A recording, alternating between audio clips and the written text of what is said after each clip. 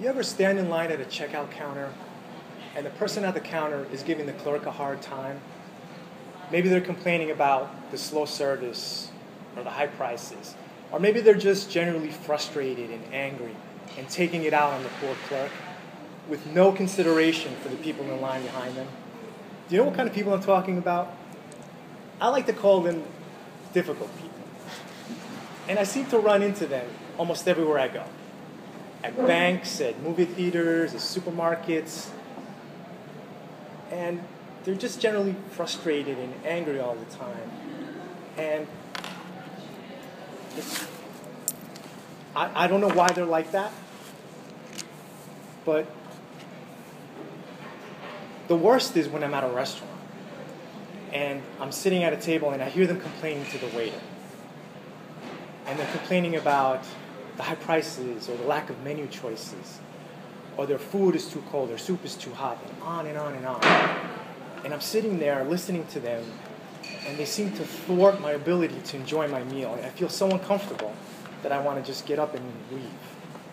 My fellow Toastmasters and most welcome guests, it's so great to see all of you. It's truly an honor and a privilege for me to be speaking for the first time here at Sunrise Toastmasters of Rockland County. I found that interacting with different types of people, such as yourselves, to be truly interesting, stimulating, and fulfilling to me, much more so now than in the past. In the past, I've had trouble dealing with the difficult people. People that are generally frustrated and angry and complaining all the time. They've tried my patience. And I would try to avoid them as much as possible. If I run into them, I would try to have no contact with them. I would just turn around and walk away. Maybe some of you have done the same thing. Maybe you've thought about doing it. But what if that difficult person is your coworker, or a neighbor, or a relative? What do? You can't just turn around and walk away. I'll tell you a story. At my old job, I used to work with a guy who always managed to set me off. He drove me crazy. He was the kind of guy who always liked to talk about himself. He never listened to other people. He was constantly criticizing everybody else's work. And I dreaded walking into a room if he was in it because I was always afraid of what he was going to say to me. And when I saw him, I would say to myself, oh no, not him again. And we never seemed to be able to work well together. We never got along. And we were always in constant conflict with each other. And it was really a major source of stress and worry to me up until the day that I left that company. After I left, well, I learned some things. I picked up some tips. I got some experience. And I got some insight into dealing with the difficult people. Now, if I walk into a room and I see people that are unhappy, stressed out, or they look worried, the first thing I do is I smile. And that seems to disarm them. And then I say something funny about myself to try to put myself down a little bit. And like magic, they smile back at me. And sometimes they laugh a little.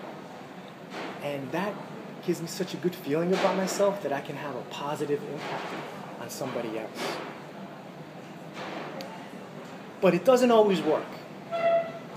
Some people just love to complain all the time. They seem to get off on pointing out the negative aspects of everything they see.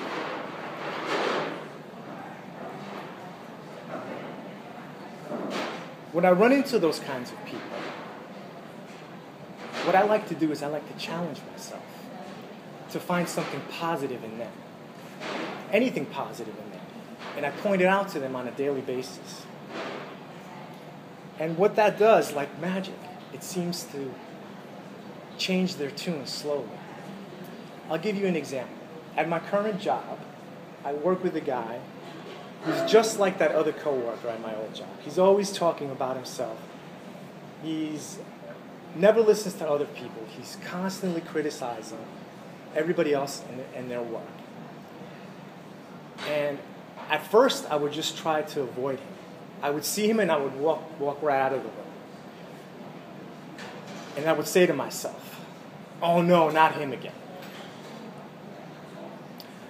After a few weeks, I tried to talk to him. And I would try to find something positive in what he was saying or what he was doing. And I noticed that after a while, if I saw him, I seemed to feel less stressed out about seeing him. I would start to feel good about seeing him. And in a way, what he was doing was he was affecting me positively by challenging me to find something positive in him. And slowly but surely, he began to change his attitude towards me. Here's another way to look at it. An old friend recently pointed out a great speech by a great speaker that I overlooked. And I almost forgot how good a speaker he was when he was president of the US. Bill Clinton's speech at the DNC, I thought, was electrifying. Did anybody else see it? Yes. He said some interesting things, but there was one thing in particular that he said that truly inspired me. And I quote, "When times are tough and people are frustrated and angry and hurting and uncertain, the politics of constant conflict may be good. But what is good politics does not necessarily work in the real world. What works in the real world is cooperation. Why does cooperation work better than constant conflict? Because nobody is right all the time, and a broken clock is right twice a day." Unquote. Simply by seeing the other person's viewpoint as potentially correct, like a broken clock, you can begin to learn from them, or at least to listen to them. And sometimes that's all people really want, is for somebody to listen to them with empathy, with generosity, and with cooperation. One final point. If that difficult person turns out to be an impossible person, somebody so rude and belligerent that no amount of smiling, no amount of positivity will allow you to deal with them effectively, you can still learn from them. The Roman Emperor Marcus Aurelius wrote in his essays, Meditations, in 127 AD, if you see someone acting in a way that distresses you, don't try to get into conflict with them to try to fix them. Because you can use them as a source of inspiration to change your behavior, to make sure that you don't act the way that they're acting. My wonderful Toastmaster friends, I found that life is about learning. Everyone you meet has something to teach you.